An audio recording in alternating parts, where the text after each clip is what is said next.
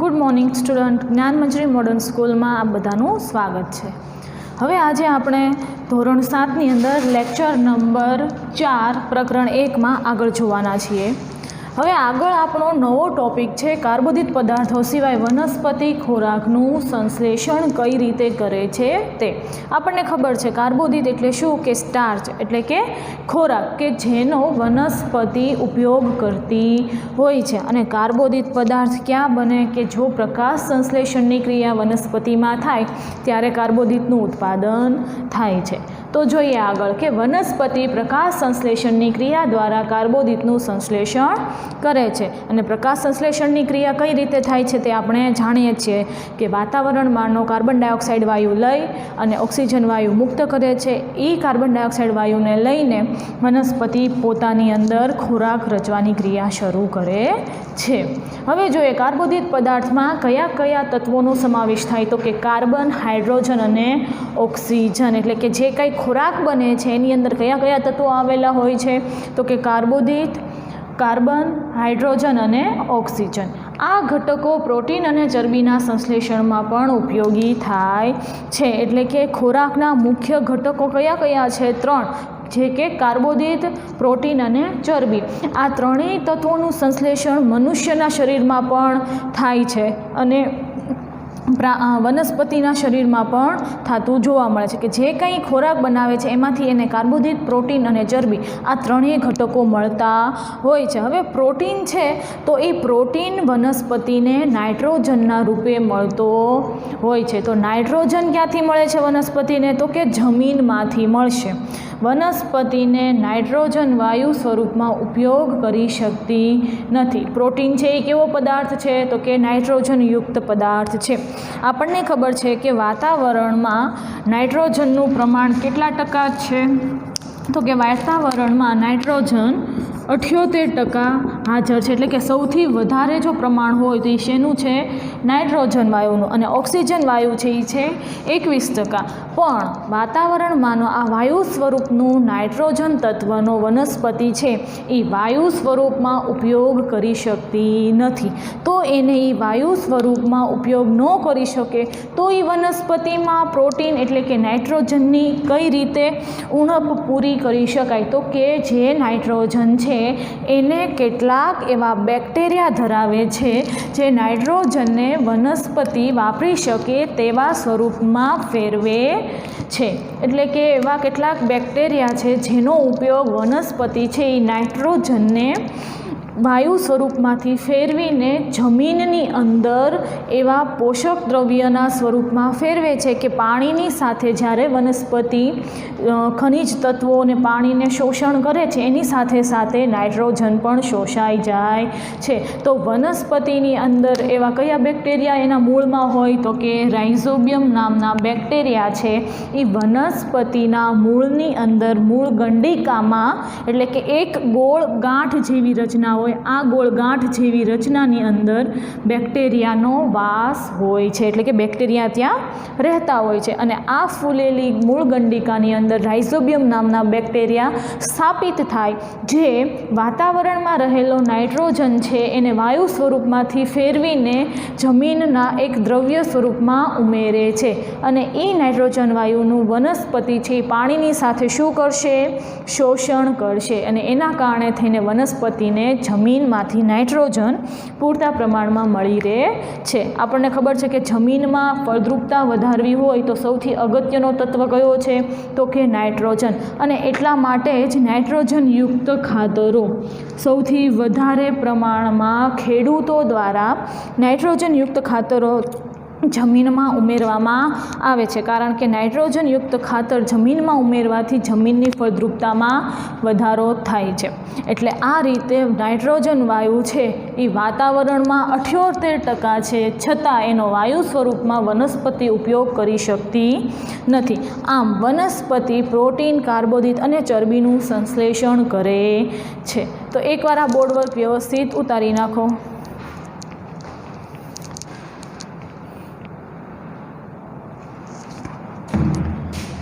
ચલો હવે આગળ આપણે આપણો નવો ટોપિક ભણવાનો છે કે એવી કેટલીક વનસ્પતિ છે કે જે પોતાનો જાતે ખોરાક બનાવી શકતી નથી, કે જે બીજી વનસ્પતિ ઉપર આધાર રાખે છે.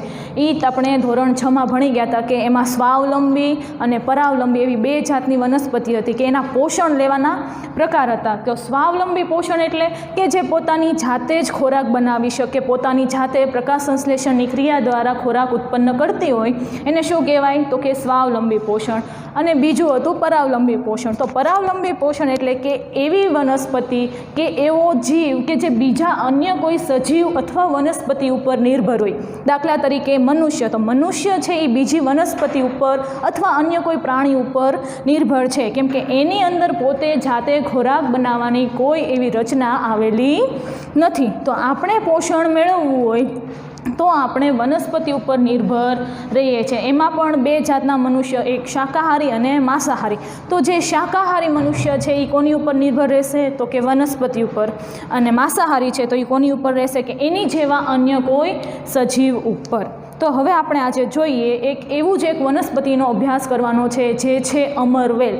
અમરવેલ એટલે કે તમે જોયું હશે કે વડની નીચે જેવી ઝીણી ઝીણી પાતળી દોરી આવેલી હોય, દોરી લટકતી હોય, એની ડાળ હોય વડવાઈ, એવી જ રીતે અમરવેલ છે એ સાવ પતલી પીળા આછા લીલા રંગની હોય છે. અહીંયા મેં આકૃતિ દોરી છે કે જે આ એક મુખ્ય વનસ્પતિની ડાળ છે એની ઉપર આ પીળા રંગની આછી પતલી અમરવેલ છે એ વીંટળાયેલી હોય.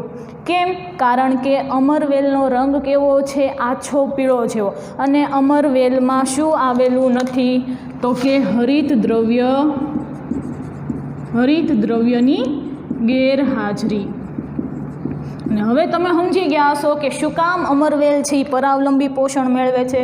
તો કે હરિત દ્રવ્યની ગેરહાજરીના કારણે અમરવેલની અંદર ખોરાક બનવાની ક્રિયા શક્ય નથી. કારણ કે હરિત દ્રવ્ય નથી, જેના કારણે એનામાં પ્રકાશ સંશ્લેષણની ક્રિયા થશે નહીં, અને એના કારણે અમરવેલ છે એ પોતાનો ખોરાક જાતે બનાવી શકતી નથી. તો એને આ જે યજમાન વનસ્પતિ એટલે શું? કે એવી વનસ્પતિ કે જેના ઉપર કોઈ અન્ય વનસ્પતિ આધાર રાખીને વસવાટ કરતી હોય અથવા પોષણ મેળવતી હોય, એને શું કહેવાય? તો કે યજમાન વનસ્પતિ.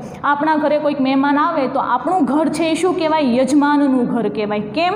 કેમ કે એ મહેમાનને આપણે આપણા ઘરે લાવ્યા છીએ અને આપણા ઘરે એને આપણે જમાડીએ છીએ, તો આપણે એના શું થયા કહેવાય? યજમાન. અને આપણા ઘરે જે આવે છે એ આપણા મહેમાન કહેવાય. તો એવી જ રીતે જે મુખ્ય વનસ્પતિ છે એ યજમાન કહેવાશે અને એની ડાળ ઉપર વીંટળાયેલી આછી પીળી જે વેલ છે એને કહેવાય છે અમરવેલ. તો અમરવેલની અંદર શું નથી આવેલું? હરિત દ્રવ્ય આવેલું નથી, અને એના કારણે અમરવેલ છે એ પ્રકાશ સંશ્લેષણની ક્રિયા કરી શકવાની નથી. અને તમને ખબર જ છે કે વનસ્પતિને પોતાનો ખોરાક જાતે બનાવવા માટે પ્રકાશ સંશ્લેષણની ક્રિયા કરવી ખૂબ જ અગત્યની હોય છે. તો આ પ્રકાશ સંશ્લેષણની ક્રિયા ન થવાથી વનસ્પતિ એટલે કે અમરવેલ છે એ બીજી વનસ્પતિ ઉપર નિર્ભર રહે છે. એટલે આ અમરવેલને યજમાન વનસ્પતિ ઉપર પોષણ માટે આધાર રાખવો પડે છે, અને એના કારણે જ અમરવેલ કેવી કહેવાય? તો કે પરાવલંબી પોષણ મેળવતી વનસ્પતિ કહેવાય છે. તો કે અમરવેલ છે એ હરિતદ્રવ્ય ધરાવતી નથી, એટલે અન્ય વનસ્પતિ ઉપર પોષણનો આધાર રાખવો પડે છે, અને એટલા માટે એને શું કહેવાય? તો કે પરાવલંબી પોષણ. જે વનસ્પતિ કોઈ અન્ય વનસ્પતિ ઉપર પોષણ માટે નિર્ભર રહે એને કહેવાય પરાવલંબી પોષણ અથવા પરોપજીવી વનસ્પતિ. પરોપજીવી વનસ્પતિ એટલે કે અન્ય વનસ્પતિ ઉપર આધાર રાખે છે, અને પરાવલંબી પોષણ એટલે કે પોષણ મેળવવા માટે કોઈ અન્ય વનસ્પતિ ઉપર આધાર રાખવો. યજમાન પાસેથી પોષણ મેળવે છે, પરોપજીવી વનસ્પતિ કહેવાય છે. અને અમરવેલ છે એ અન્ય વનસ્પતિ ઉપર આરોહણ કરે છે. આરોહણ એટલે કે એ અન્ય વનસ્પતિની ડાળ ઉપર વીંટળાયેલી જોવા મળતી હોય છે. તો આ વાતથી આપણે યજમાન વનસ્પતિ ઉપર કોઈ અન્ય વનસ્પતિનો આધાર રાખવો. આવી જ રીતે આપણે એક જોયું હતું કે રાઇઝોબિયમ બેક્ટેરિયા છે એ શું કરતા હતા? કે મૂળની અંદર રહેતા હતા, મૂળ ગંડિકામાં. હમણાં આપણે આગળ જ જોયું. તો એ પણ કોઈ અન્ય વનસ્પતિ ઉપર આધાર રાખે છે, એટલે એ પણ કેવા કહેવાય? પરાવલંબી પોષણ, કે જેને ખોરાક માટે અન્ય વનસ્પતિમાં રહેવું પડે છે. તો એકવાર આટલું બોર્ડવર્ક મુદ્દા છે મેઇન એ એના લખી નાખો. ત્યારબાદ આપણે હમણાં કીટાહારી વનસ્પતિની પણ ચર્ચા કરી લઈએ.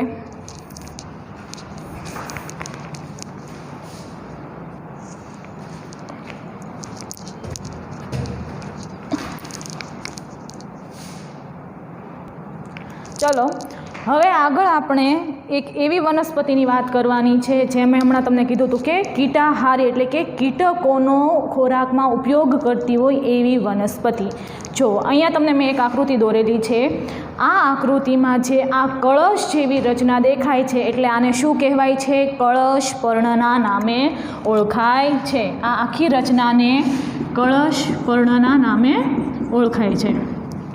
આ કળશ પર્ણ છે એ એક પ્રકારનું પર્ણ જ છે, પણ જ્યારે આ વનસ્પતિની આજુબાજુ કોઈ કીટક જેવી કોઈ કીટક આવે અથવા કોઈ જીવજંતુ આવે ત્યારે આ પર્ણ છે એનો અગ્રભાગ એટલે આગળનો ભાગ છે એનું જે ઢાંકણ છે આ છે શું છે? એ પર્ણનું ઢાંકણ એટલે કે પર્ણનો અગ્રભાગ એ શું પહેલાં બંધ હોય. આપણે કેમ માટલામાંથી પાણી પીવું હોય તો આપણે માટલાનું ઢાંકણ છે એ ખોલવું પડે. એવી રીતે જ્યારે કોઈ કીટક આ પર્ણની ઉપર દાખલ થાય એ સમયે પર્ણનું ઢાંકણ છે એ ખુલ્લી જાય છે. એટલે શું થશે?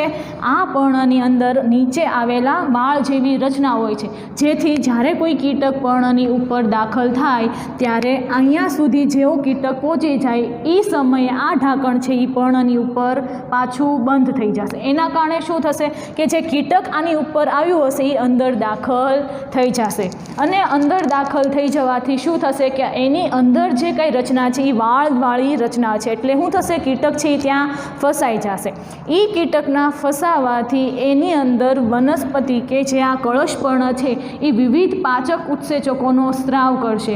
એટલે કીટકનો હવે બહાર નીકળવાની કોઈ આશા નથી, કારણ કે જ્યારે કીટક અંદર દાખલ થયું એની તરત જ જે પર્ણનું ઢાંકણ છે એ પર્ણની ઉપર પાછું બંધ થઈ જાય છે. એટલે કીટક છે એ અંદર હવે ફસાઈ જાય છે. પ્લસ બીજી વસ્તુ એ કે એની અંદર જે વાળ જેવી રચના છે એ શું કરશે કે કીટકને બહાર નીકળવા દેશે નહીં. જેવી કીટક આ રચનામાં ફસાય એટલે કળશપર્ણ છે એ તરત એનામાંથી પાચક ઉત્સેચકોનો સ્ત્રાવ કરશે. જો અહીંયા લખેલું છે કે તે સમયે કળશ દ્વારા પાચક ઉત્સેચકોનો સ્ત્રાવ કીટકનું પાચન થાય છે. એટલે કે આની અંદર જે કાંઈ પાચક ઉત્સેચકોનો સ્ત્રાવ થશે એના કારણે શું થશે કે જે કીટક અંદર છે એનું સ્ત્રાવ થઈ જશે, એટલે કે એનું પાચન થઈ જશે. આપણે કેમ ખોરાક માટે એક કોળિયો મોઢામાં નાખીએ છીએ તો આપણા જઠરની અંદર યકૃતની અંદરથી વિવિધ પાચક ઉત્સેચકોનો સ્ત્રાવ થાય છે, વિવિધ એસિડો ઉત્પન્ન થાય છે, અને એ એસિડો શું કરે છે કે આપણા અંદર રહેલા ખોરાકને વલોવે છે, એને નાના નાના ગોલકોમાં ફેરવે છે, એનું પાચન કરે છે. તો એવી જ રીતે જ્યારે કીટક આ વનસ્પતિના પર્ણમાં એટલે કે કળશપર્ણમાં દાખલ થાય છે તે સમયે એની અંદરથી અમુક એવા પાચક ઉત્સેચકોનો સ્ત્રાવ થાય છે, જેના કારણે અંદર ફસાયેલું કીટક છે એનું પાચન થઈ જાય છે. આ એક વનસ્પતિ છે એનું પર્ણની રચના છે. ક્યારે આવું પર્ણ કળશમાં ફેરવાય? તો જ્યારે કોઈ કીટક એ વનસ્પતિ ઉપર હાજર થાય તેવા સમયે. તમને દેખાય જ છે આ રચના આખી કળશ જેવી છે. કળશમાં ફેરવાયેલ પર્ણ એટલે કે જ્યારે કોઈ કીટકને આવવાની શંકા થાય એ સમયે એની રચના આવી કળશ જેવી થઈ જાય, એનું ઢાંકણ છે એ ખુલ્લી જાય. જેવું કીટક અંદર ફસાય એટલે ઢાંકણ શું થઈ જશે? બંધ થઈ જશે, અને એના કારણે શું થશે કે અંદર વિવિધ પાચક ઉત્સેચકો સ્ત્રાવ થવા માંડશે, જેના કારણે કીટક છે એ પાચન થઈને મૃત્યુ પામશે. તો હવે અહીંયા એની થોડીક રચના લખેલી છે, એ મુદ્દા આપણે જોઈ લઈએ. તો પર્ણ છે એ કેવી રચના છે? તો કે કળશ જેવી રચનામાં ફેરવાઈ જશે, માટે આને શું કહેવાય છે? કળશ પર્ણના નામે ઓળખાય છે. આ આકૃતિનું નામ શું છે? તો કે ઢાંકણ અને કળશ દર્શાવતા કળશ પર્ણ. તો ઢાંકણ છે અને કળશ પર્ણ છે એવું દર્શાવતું પર્ણ એટલે કળશ પર્ણ. અગ્રભાગ છે એ ઢાંકણ જેવી રચનામાં ફેરવાઈ જશે. જે આ પર્ણનો ઉપરનો ભાગ છે એ એક ઢાંકણ જેવી રચનામાં ફેરવાઈ જાય છે, જેથી શું થશે? એ જ્યારે કીટક આવે ત્યારે ખુલ્લું થઈ શકે, જે કળશના મુખનો ભાગ ખોલી કે બંધ કરી શકે છે. કીટક અંદર પ્રવેશે ત્યારે ઢાંકણ શું થઈ જશે? બંધ. અને આ કળશપર્ણની અંદર શું રચના આવેલી હશે? તો હવે અંદર વાળ જેવી રચના આવેલી હોય છે, જેના કારણે એ કીટક છે એ કળશપર્ણની અંદર ફસાઈ જશે, એને કોઈ બહાર નીકળવાનો રસ્તો મળતો નથી. તમે જોયું હશે કે કરોળિયું ઝાડું બનાવે છે તો એના ઝાડામાં જો કોઈ કીટક ફસાઈ જાય તો એ પછી બહાર નીકળી શકતું નથી, કારણ કે જે એની કરોળિયાની લાળ હોય છે એ ખૂબ ચીકણી હોય છે અને એ આખી ગૂંચવાયેલી હોય છે. તો આ પર્ણમાં આવેલા વાળ જેવી રચના કે જ્યાં કીટક ફસાઈ જાય છે, ત્યારબાદ એની અંદર વિવિધ પાચક ઉત્સેચકોનો સ્રાવ થાય છે, જે અંદર ફસાયેલો કીટકનું પાચન કરવામાં મદદરૂપ થાય છે. કીટકોનો આહાર તરીકે ઉપયોગ કરતી વનસ્પતિને કીટાહારી વનસ્પતિ કહે છે. આ કીટાહારી વનસ્પતિની શું થઈ વ્યાખ્યા? તમને એક માર્ક્સમાં પૂછાઈ શકે કે કીટાહારી વનસ્પતિ કોને કહેવાય, જણાવો. તો તમને ખબર હોવી જોઈએ કે કીટકોનો ખોરાક તરીકે ઉપયોગ કરતી વનસ્પતિને કીટાહારી વનસ્પતિ કહે છે. તમને આ પ્રશ્ન 2 કે 3 માર્ક્સમાં પણ પૂછાઈ શકે, તો ત્યારે તમારે આની આકૃતિ દોરવી ફરજિયાત છે. આકૃતિ દોરવી પડે, એનું ડિસ્ક્રિપ્શન્સ લખવું પડે, બધી વસ્તુ લખવી જોઈએ. મુદ્દા પાડીને લખવાનું, આકૃતિ પેન્સિલથી દોરવાની, નામ નિર્દેશન પણ કેનથી કરવાનું? પેન્સિલથી. તો એકવાર આ કળશપર્ણ છે એ સરખી રીતે વાંચી લ્યો, બોર્ડવર્કની બુકમાં ઉતારી નાખો.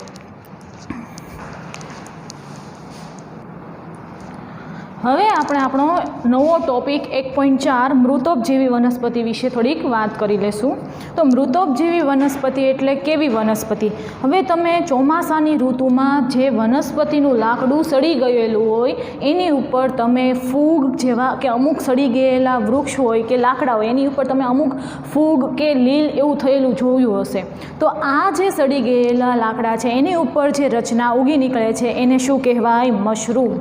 મશરૂમ તમે જોયું હશે, તમે એને સાદી ભાષામાં શું કહો છો? બિલાડીનો ટોપ. આ છે એ શું છે? મશરૂમ. આને તમે શું કહો સાદી ભાષામાં? તો કે બિલાડીનો ટોપ અથવા છત્રી જેવી રચના. આ મશરૂમનો ફૂગ તરીકે ઉપયોગ થાય છે. આને શું કહેવાય છે? એક જાતની ફૂગ જ કહેવાય છે. અને આ ફૂગનો ઉપયોગ ઘણી એવી ખોરાકની વાનગીઓ છે કે ઘણો એવો ખોરાક છે જેની અંદર મશરૂમનો ઉપયોગ કરવામાં આવે છે. મશરૂમ સૂપ આવે છે, મશરૂમના પીઝા આવે છે, જેણે ખાધું હશે એને ખ્યાલ હશે. તો જે લાકડા ઉપર ચોમાસાની ઋતુમાં આવી રચના ઉગી નીકળે છે આને કહેવાય મશરૂમ. અને મશરૂમ કઈ રીતે બને? આ એક ફૂગ છે, તો ફૂગની રચના કઈ રીતે થાય? તો એ માટે થઈને આપણે જોશું પ્રવૃત્તિ 1.2. તો આ પ્રવૃત્તિમાં સૌથી પહેલાં આપણે સાધન સામગ્રીમાં શું લેશું? તો એક બ્રેડનો ટુકડો લેવાનો છે. એ બ્રેડના ટુકડાને પાણીમાં ભીંજવીને 2-3 દિવસ માટે તમારે હુંફાળી ઉષ્ણ જગ્યા ઉપર રાખવાનો છે. આની ચર્ચા આપણે ધોરણ 6માં પણ કરી ગયા કે કેમ ઈસ્ટનો પાવડર નાખીને આપણે એને આથો લાવવા માટે હુંફાળી જગ્યા ઉપર રાખતા હતા. જેમ કે દૂધમાંથી દહીં બનતું હતું, તો એની માટે થઈને જે લેક્ટોબેસિલસ નામના બેક્ટેરિયાનો ઉપયોગ થતો હતો, તો એ થવા માટે આપણે ક્યાં રાખતા હતા? દહીંના પાત્રને હુંફાળી જગ્યા ઉપર. તો એવી રીતે પાણીમાં ભીંજવી 2-3 દિવસ માટે હુંફાળી જગ્યા ઉપર મૂકવાનું છે. 2-3 દિવસ બાદ હવે જ્યારે બ્રેડની રચના તમે જોશો તો શું જોવા મળશે? તો બ્રેડ પર રૂવાટી જેવા તાતણાવાળા ધબ્બા જોવા મળશે. આ ધબ્બા શેના હશે? તો કે ફૂગના. જે આ ધબ્બાવાળી રચના હશે એ શું હશે? તો એની ઉપર ફૂગ ઉત્પન્ન થઈ ગયેલી હશે, જે કેવા કલરની હોય? લીલા, કથ્થાઈ કે કોઈ પણ અન્ય કલરની જોવા મળે છે. પણ સામાન્ય રીતે આપણને બ્રેડ ઉપર ફૂગ છે એ રૂનું કેવું છે? તાતણું હોય એવા સફેદ અથવા રાખોડી કથ્થઈ જેવા કલરની જોવા મળતા હોય છે. આ જે લીલા, કથ્થાઈ અને અન્ય રંગના ધાબા જોવા મળે છે એને આપણે શું કહીએ છીએ? ફૂગ. તો જે સૂક્ષ્મદર્શક યંત્ર અથવા બિલ્લોરી કાચની મદદથી તમે જોઈ શકો છો, કેમ કે એ હાવ સૂક્ષ્મ હોય. તમારે એનો એક તાતણો લઈને સ્લાઇડ ઉપર મૂકીને ઓબ્ઝર્વ કરવાનું હોય છે, તો એની માટે તમારે માઇક્રોસ્કોપ અથવા બિલ્લોરી કાચની જરૂર પડતી હોય છે. આ રચના જોવા મળશે કેવી હશે? તો રૂના તાતણા જેવી રચના, જેને આપણે શું કહીએ છીએ? ફૂગ કહેવાય છે. તો મશરૂમ થયું એ શું કહેવાય? એક જાતની ફૂગ. મૃત અને સડી ગયેલા પદાર્થો પર પાચક ઉત્સેચકોનો સ્રાવ થવાથી દ્રાવણ બને છે. એટલે કે જે આ ફૂગ છે એ કોની ઉપર ઉગી નીકળી હતી? તો કે જે મેં બ્રેડ છે એને પલાળીને મૂકી રાખી હતી, એટલે શું થશે? બ્રેડ સડવાની ક્રિયા શરૂ થઈ જશે અને ફૂગ હંમેશા જે ક્રિયા સડતી હોય એ જગ્યા ઉપર ઉત્પન્ન થાય. એ સિવાય આપણે આલ્કોહોલની વાત કરીએ તો આલ્કોહોલ માટે આપણે સડી ગયેલી દ્રાક્ષનો ઉપયોગ કરીએ છીએ કે જેને સડવા દેવામાં આવે છે, ત્યારબાદ એને શું કરીએ છીએ? આપણે કચરી નાખીએ છીએ અને એ કચરેલો દ્રાવણ જે બને છે, જે રસ છે, એને 3-4 દિવસ માટે મૂકી રાખવામાં આવે, જેથી શું થશે? એની અંદર ફૂગ ઉત્પન્ન થશે અને ફૂગ ઉત્પન્ન થશે એટલે એમાંથી અલગ સ્મેલ આવશે, સુગંધ આવશે. જે સ્મેલ કોની હોય છે? તો કે આલ્કોહોલની સ્મેલ હોય છે. તો આવી રીતે આલ્કોહોલ બનાવવાની રચના પણ આપણે ધોરણ 6માં ભણી ગયા છીએ. તો હવે મૃત અને સડી ગયેલા પદાર્થો પર પાચક ઉત્સેચકોનો સ્ત્રાવ થવાથી જે રચના દ્રાવણ બને છે, આ મૃત અને સડી ગયેલા પદાર્થોના દ્રાવણમાંથી પોષણ મેળવાય તેને મૃતોપજીવી પોષણ કહેવાય છે. કે જે સડી ગયેલી વનસ્પતિમાંથી પોષણ મેળવતું હોય એને શું કહેવાય? મૃતોપજીવી પોષણ. અને મૃતોપજીવી પોષણ મેળવતી વનસ્પતિને કહેવાય છે મૃતોપજીવી વનસ્પતિ. તો આ મશરૂમ છે એ કેમાં આવશે? મૃતોપજીવી વનસ્પતિ. કે જે એવી જગ્યાએથી ઉત્પન્ન થાય છે જે સડી ગયેલી હોય છે, જ્યાં મૃત કોષો ભેગા થયેલા હોય છે. લાકડું છે એ સડી ગયું છે, એની ઉપર પાણી મળતા આ વનસ્પતિ ઉગી નીકળે છે, માટે આને શું કહેવાય છે? મૃતોપજીવી વનસ્પતિ.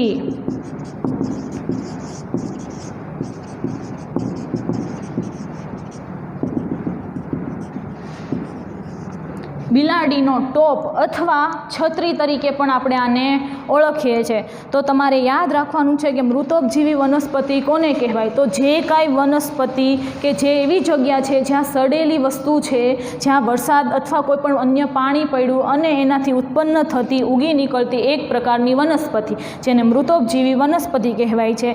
અને એ જ્યારે ઉગે છે ત્યારે મૃત અને સડી ગયેલા પદાર્થોમાંથી જે દ્રાવણ બને છે એ દ્રાવણનો પોષક દ્રવ્ય તરીકે ઉપયોગ કરીને અહીં શું કહેવાય? મૃતોપજીવી પોષણ મેળવતી હોય છે. તો આવી વનસ્પતિને કહેવાય મૃતોપજીવી વનસ્પતિ.